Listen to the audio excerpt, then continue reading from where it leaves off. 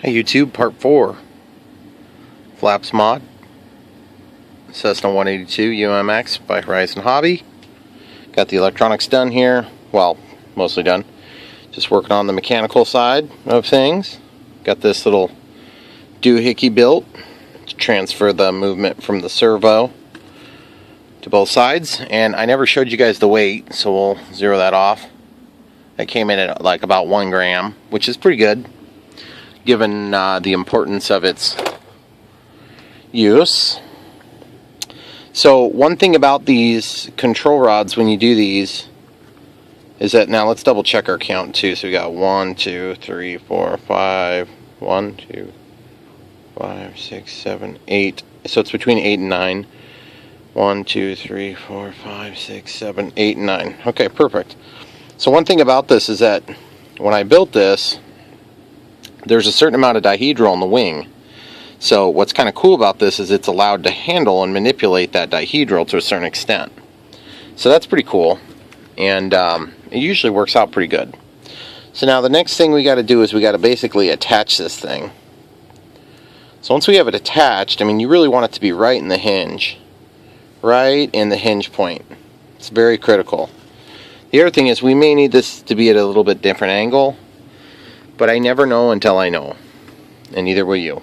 So the other thing is, if you get really lucky, you can use a long enough control rod to where you can just use the rods that came with the servo itself. And in our case, I don't know if I can. I've already tucked them away. Dang it. A lot of times what I'll try to use is something like this, because I've got a million of them. And what works real sharp is you can take and use just a little piece of wire to actually transfer that movement into your assembly. But you have to have it on there before you actually get everything done. And sometimes you have a hard time making the angles, but it looks like we did the angles just wide enough so that it won't be super tipsy and flip off all the time. But this should give us enough control. Now the other thing is, when I'm talking about flipping off, is that the only reason you'd have that is if you have a lot of side load on there. So we'll cut that off when we need to, and then we can use that to actually go through the hole on the servo itself. So then that'll move the radial motion to a linear motion. Okay, so we can get this out of the way for now. And I think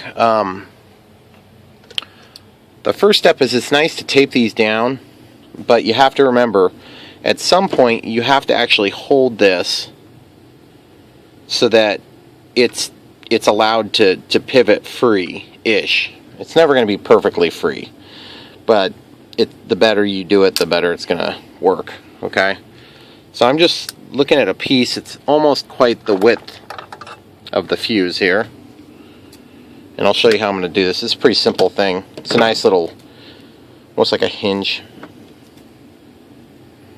I'll take and cut a little chunk just like this. Then I'll take this chunk upside down and I'll stick it right smack dab in the middle. Okay, but I actually want it to be maybe just a little bit thinner than that, actually, now that I sit and look at it. Okay, so what this is going to do for us is it's going to split the difference on the tape, and of course I did a really poor job of that, so I'll redo it. But that doesn't stick then, and so you got the ability to hold down the control rod without actually causing friction. So now I'm going to take and cut another piece here. See if I can cut it real thin. Some of these steps are just super tedious, guys. You're watching it, so you know that, I guess. Okay, so we'll slip that in there. And remember, you only want it to be so wide, and it's only ever going to stick so good because you've got less contact area now that you've added that. And then of course your fingerprints are all over it. This would be a good time to wipe your hands down with alcohol if you have it. Okay, so now we should be able to go ahead and throw this on here. Just get that lined up right where you think you want it. Remember, this is going to glue. I guess we'll put it on the other side for now.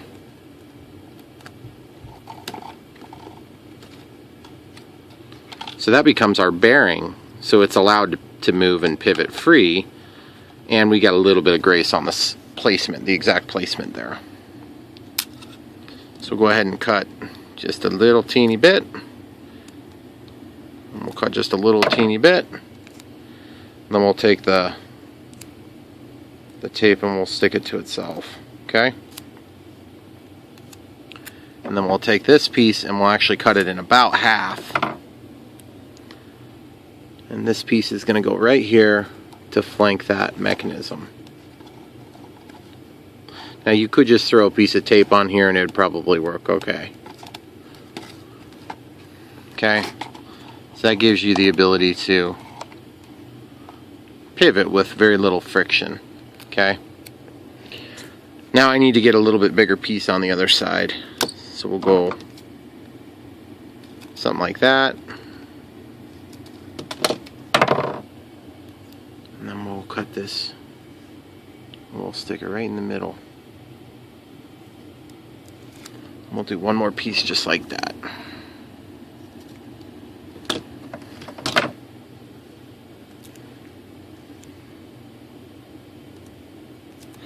Okay, so now we can take our tape and cut off the ends.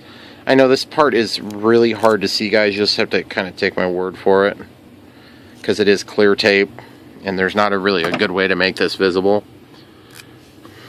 because you don't want it to be visible at the end of the project. Okay, and it's even hard for me to tell where I put that clear tape. If a guy was motivated, he could take and use a piece of paper instead of a piece of clear tape. The trouble is, then you'll see that, guys, so I wouldn't recommend it that way. Okay, so you want to get that right in the hinge point and then press your tape tight. Now there is another way to do that. Of course, you could use like a brass bushing, but that's going to add a ton of weight. And when I say a ton, I mean a lot, not a ton. Okay, great. So now we have a pivot point, and we're allowed to pivot. So now we need to tape this onto the respective flaps, which means we've got it positioned where we need it. So we should be able to take this sticky note off. That was just a marker for us to help locate evenly. So we need about an inch and a quarter on each side. Just a little bit longer. Okay, we got too much there. And we still have a little bit too much. Okay, so this is a very critical time. You need to get that thing smack dab on the joint. It's very important. This will make a big difference in the performance of your flap system. So make sure that that thing sits right in a groove. Right in the groove. Okay, so now the second thing, and this is I have some pull there now, and I don't want that pull, so I'm going to take and use this very sharp X-Acto knife to run along the base of that. And then I'm going to take my fingernail, which is not going to cut the foam, and I'm going to push. And that's going to relieve the pressure without relieving the strength. Okay? And you go just a little bit more.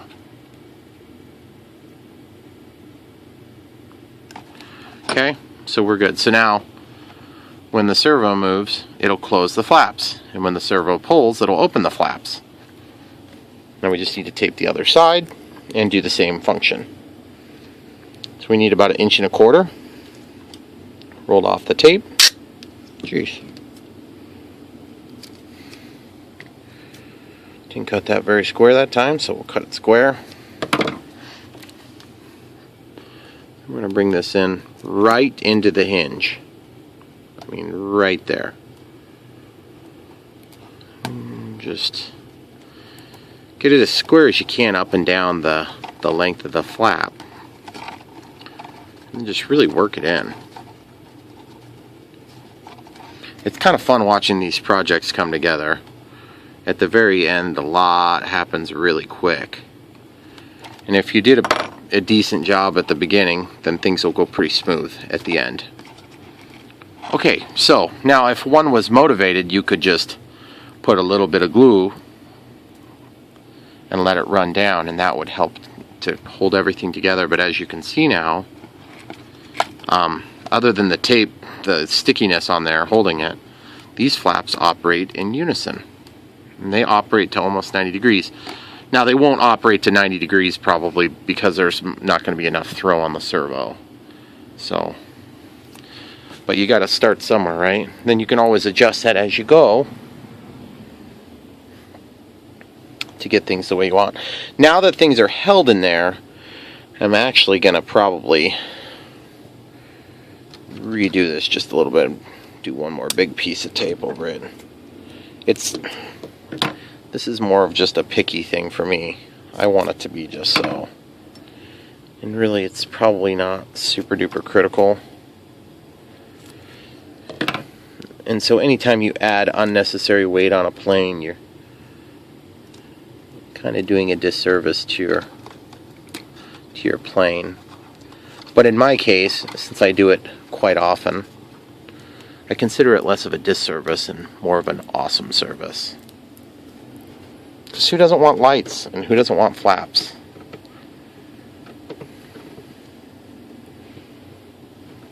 Okay, so the next step can be a pretty straightforward one. Now we've got to go ahead and get the servo installed so that we can have the servo sweep back and forth.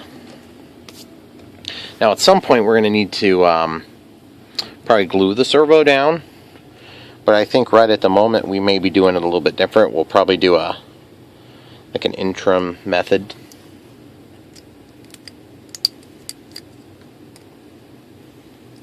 We'll use CA to hold this down so that we can keep the weight low.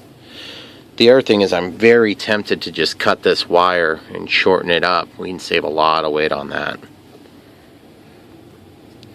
Obviously we'll cut this control fixture. It would be nice if we could get away with it to have this servo sit right in front of those wires. But I don't know if we have enough room to actually spatially sit it there. So what I'm going to do is I'm going to get some tape and we're just going to do like a quick dry run to see if it'll fit. Just kind of double it back on itself. I don't want to put any glue in there and potentially run the risk of melting, you know, like with hot glue. But we need to know how it's going to sit so we can see how much throw we can get out of it. And whatever you do, you got to be able to clear the assemblies. And be mindful of where your wires chase. This is where it's probably going to get really super awkward, like really quick.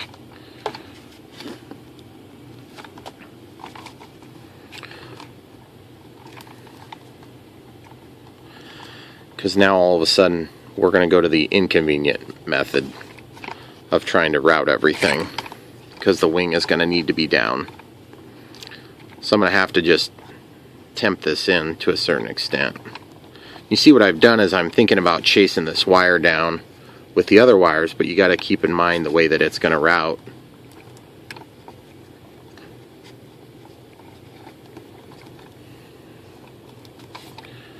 But at the end of the trip, throughout the cabin of the airplane, you got to get it where you're going. Okay, so a very small piece of tape to just hold these together pseudo-temporarily. I don't know if I can even get away with doing that yet.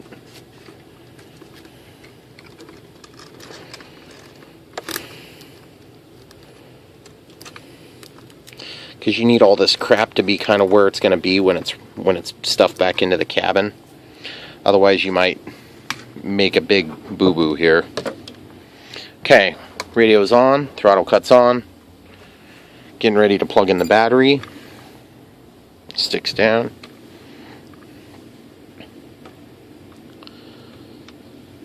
Whoops. So plugging in the battery, just letting everything work. Takes forever for this thing to start up, always has. I don't know what happened when we first started this, but you remember how it went into almost like a bind mode? We haven't had that happen since, so I don't know what we changed. Alright guys, so when I deploy the flaps, right now the linkage is going to be pointing into the cavity in front of the window, so I'm not sure if that's going to be acceptable or not. You know, because I mean, we do have room back here. We could potentially put the servo in the back. That's kind of stuck on the little sticky area here.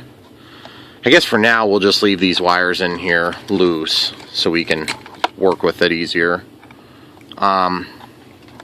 This is always a really tricky stage of the build, because all of a sudden you can't put stuff where you need to put it. Oh, and there's one other complication we don't quite reach yet. I'm going to actually take that screwdriver. I'm going to move the control linkage a little bit. So I think we're pretty close to where we want to be, actually.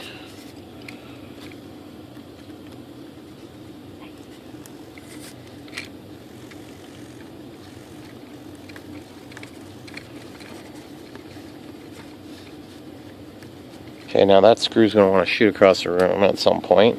Hasn't happened yet, but it will. Just mark my words. Okay. So now I need to...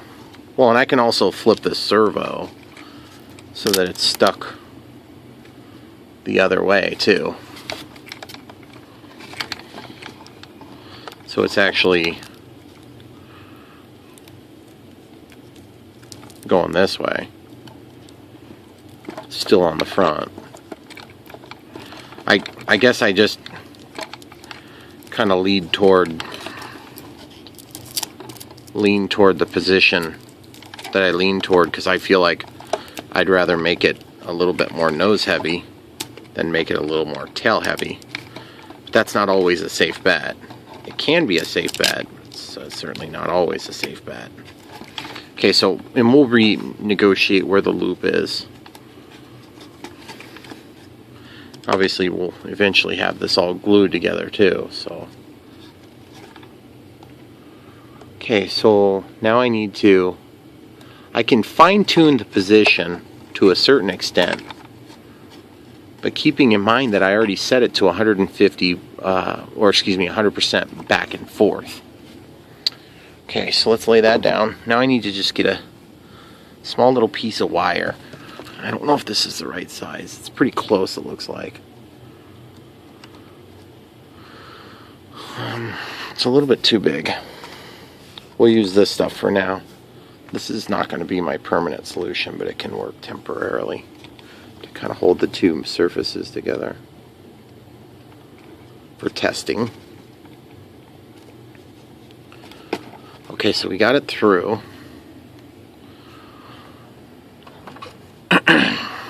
This is always so awkward.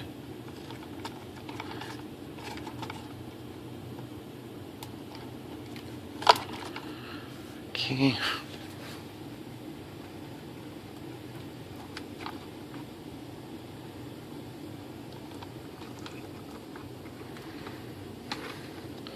I'm just going to fold that on itself. Now I just got to be careful where these wires shoot when I cut the excess off. Okay. I grabbed both of them, so I know we're good there. Okay, so now you can see the flaps there. Oh, that's so cool. Okay, so we need to... It might be hitting that other arm too. So... fairly sure we're not going to need this arm, so I'm just going to cut it off right now so it's out of the way. Then I'm going to test again. Oops.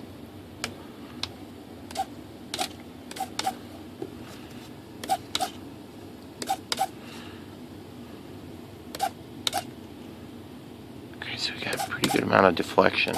And I have it fast acting right now. Of course, we aren't going to leave it that way. Okay, so now we're close to having it get a complete closure there. And here's the thing. With being almost 90 degrees down, the way I can fine tune this is to go to servo setup. And I can go into flap. And I can turn that up. And you see what it's trying to do? It's trying to close the flaps. So that's the max we're ever going to get is 150.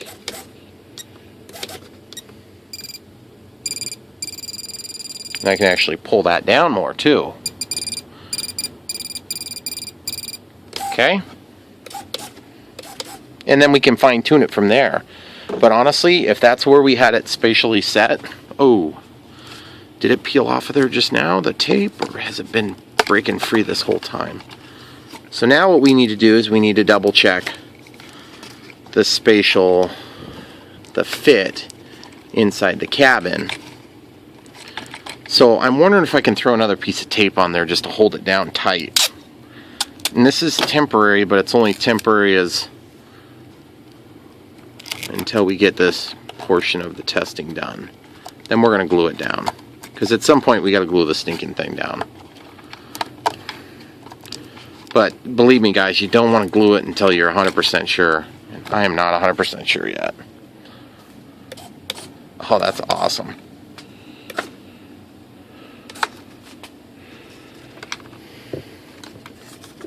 Let's see if we can just plop it in the middle. See if it'll fall down in there so we can see how the rest of the crap lines up. Oh guys, it's so gorgeous. So gorgeous.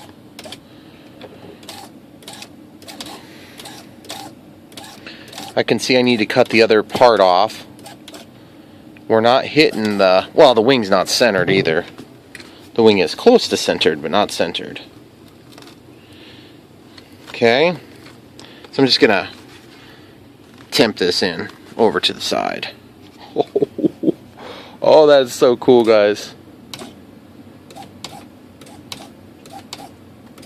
I don't know if I need to move it at all. I think I should just glue the stinking thing and be done with it. And then our fine-tune adjustments are fine-tune adjustments. They are what they are. Hey, real quick, while we're thinking about it, we're at 0 pound, or we got the scale zeroed out here. I'm just gonna slip this over just a hair. I'm curious how much weight we've gained so far. 130.9. That is really good. 130.9 compared to 118. So we only gained 11 grams. Oh, that is so awesome. That means that we're going to get like a tremendous amount of flight performance here without giving a dang thing up. I'm so excited. The other thing is these lights are going to make it glow inside there like they've got their night lights on. It's going to be pretty awesome. Look at it, even from the top, guys. It's so gorgeous. All right, I'm getting ahead of myself here. We're not done yet. Throttle cut's on. Not anything wrong with getting a little excited. The problem is then I'm going to run out of time at the end of the video. It's going to make part 5, which I know you guys you really want a part 5. But you can't have it.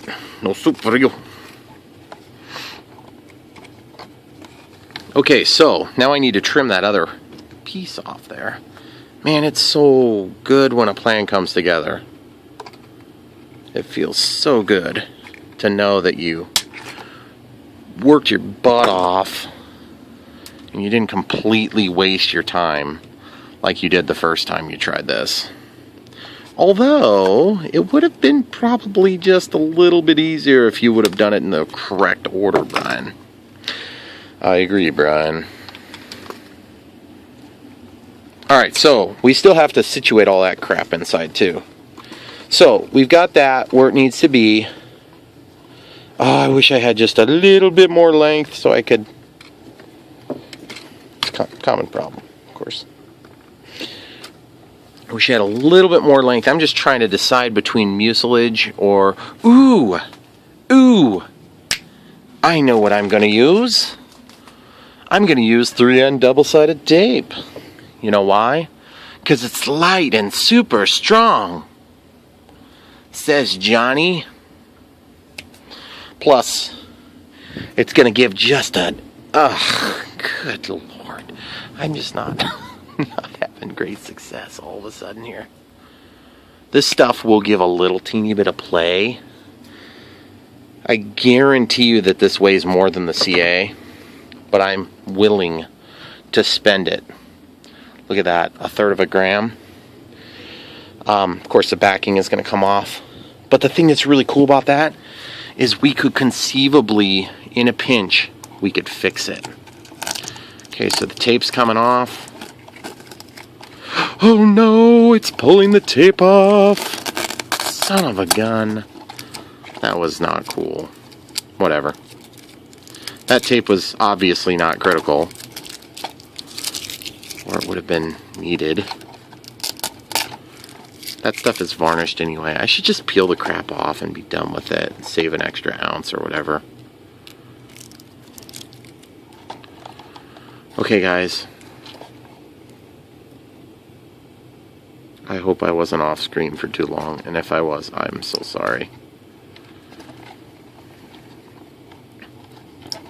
I'm wiping that with alcohol, guys. This is just killing me with this 3M tape here. Alcohol. Wipe it.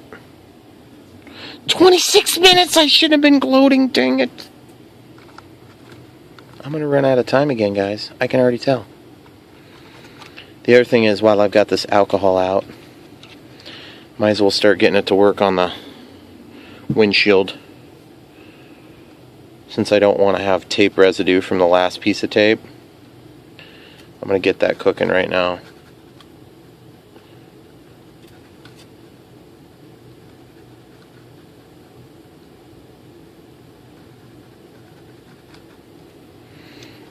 Even if I don't lose 100% of the residue, it's going to be a heck of a lot better. Like you can see, it's pretty much breaking down now.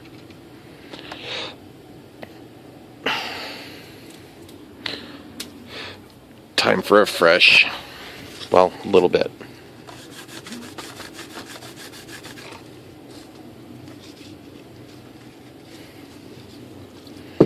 Okay, alcohol. Guys, I just wanted to thank you for enjoying yet another horrific experience with me. A horrific experience that's totally avoidable by Horizon Hobby just putting this crap in for me.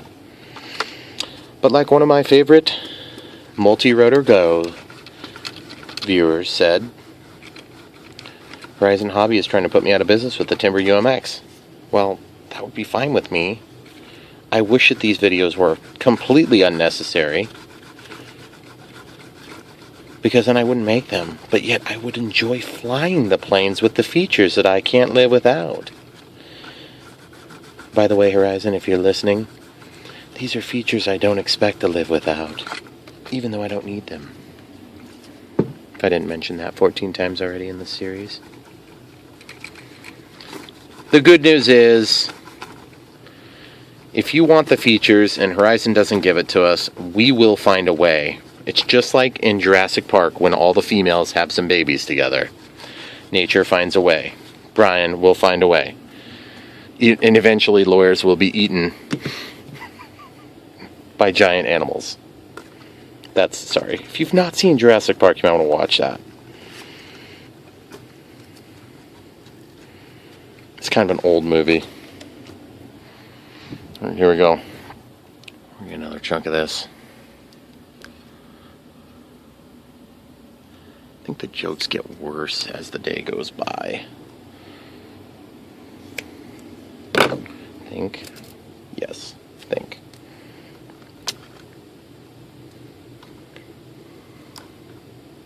And we are about ready to run out of memory right now. I'm going to try my darndest.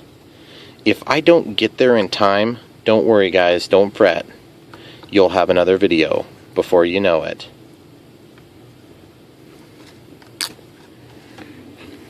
Okay guys, here goes nothing. Get it right this time. Get it right.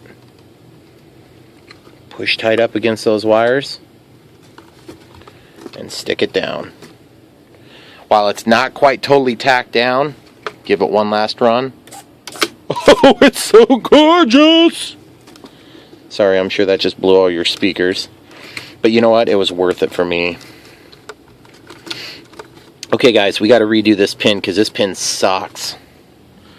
I need a super small piece of wire. I'm gonna get that. In fact, you know what we're gonna do? We're gonna capture a picture of this. Oh, that is so gorgeous. And the next thing you know, I'm gonna be saying, don't forget to like and subscribe, guys. It's the end of part 4. Part 5 should be nice and short. That's what I said about the last 2. Don't forget to like and subscribe.